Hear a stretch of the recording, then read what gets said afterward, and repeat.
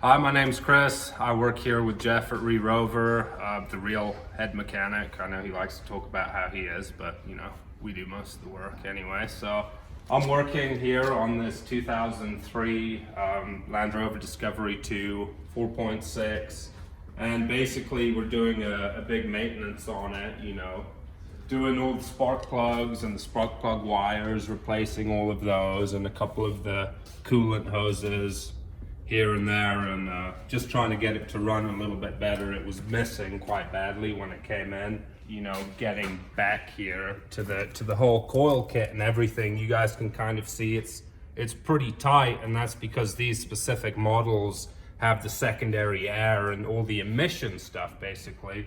And we do actually offer a kit that deletes all of those, and that's basically what we're doing on the red Discovery here. And I know you guys have seen it. I know we've got a lot of praise on it because it's a very beautiful vehicle.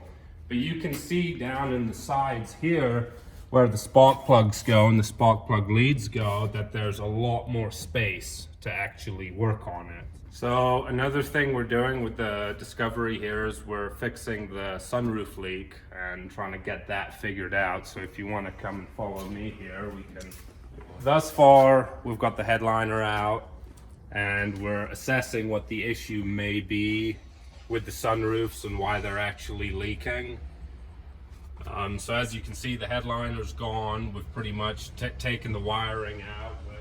We've got these hoses detached, the drain hoses, because a big problem that the Discovery IIs have is the drain hoses actually get a little bit clogged, and then, you know, as a result of that, the sunroofs actually start leaking. This isn't actually a complete rebuild and restoration. This is just one of the services that we do offer, you know, on either a Defender or a Discovery.